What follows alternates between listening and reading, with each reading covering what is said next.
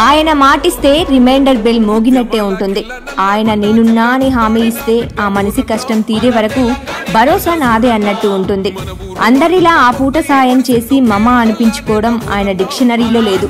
ఒక్కసారి నేనున్నా అని మాటిస్తే ఆ జీవితం మారేంత వరకు తనే ఓన్ చేసుకుంటాడు. ఆ జీవితం ఇంకా చాలు అనంత వరకు సహాయం చేస్తూనే ఉంటాడు. ఆయనే మంత్రి కోమటిరెడ్డి వెంకటరెడ్డి. సరిగ్గా ఏడాది క్రితం కుషాయిగూడ టింబర్ డిపోలో అగ్ని ప్రమాదం జరిగి నరేష్ అనే వ్యక్తి కుటుంబం అగ్నికి హావుతి అయింది. నరేష్ కు 2 కొడుకులు. పెద్ద కొడుకు అద్విక్ ఆ రోజు చుట్టాల ఇంటికి వెళ్లడంతో అగ్ని ప్రమాదం నుంచి బయటపడ్డాడు. లేదంటే పరిస్థితి మరోలా ఉండేది. అయితే కన్న తల్లిదండ్రులు తోబుట్టువు చనిపోవడంతో అద్విక్ ఒంటరిగా మారిపోయాడు. ఆ విషాద సంఘటనను వార్తల్లో చూసి చలించిపోయిన మంత్రి కోమటిరెడ్డి వెంకటరెడ్డి అద్విక్ భవిష్యత్తు కోసం ₹1,00,000 ఆర్థిక సహాయం చేశాడు. భవిష్యత్తులోనూ అండగా ఉంటానని మాటిచ్చాడు. వేరే ఏ నాయకుడైనా అప్పటితో ఆ సంఘటనను మర్చిపోయేవారు. కానీ ఆ మాట ఇచ్చింది కోమటిరెడ్డి వెంకటరెడ్డి.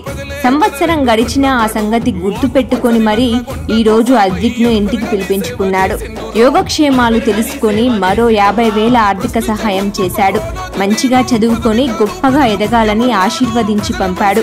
కోమటిరెడ్డి మానవత్వానికి అక్కడున్న కార్యకర్తలంతా హ్యాట్సాప్ కోమటిరెడ్డి అంటూ గర్వంతో పొంగిపోయారు.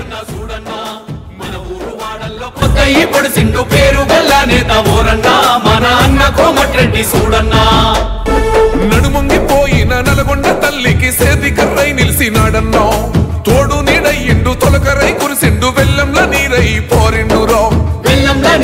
పోరిండురా, వీడు భూముల్లోన చూరై మొలిసిండు, పచ్చని పంటై వెలిసిండురా, గుండె ధైర్యమిచ్చి మనగంటకున్నాడు, రైతన్న కన్నీళ్లు తుడిసిండురా, నీయంత పాలనను నిగ్గదీసిండు, కపట నాటకాల కోల రాసిండు, నల్గొండ ఎక్కు పెట్టిన పోరు విల్లంబు, ఉద్యమాల కిల్ల నల్లగొండ జిల్లా ముట్టాడిన బిడ్డ ఊరన్నా, మన తెలంగాణ కన్నా చూడన్నా, మన ఊరు వాడల్లో పొద్దయి పొడిసిండు, పేరు గల్లా నేత ఊరన్నా, మన అన్న కోమటిరెడ్డి చూడన్నా.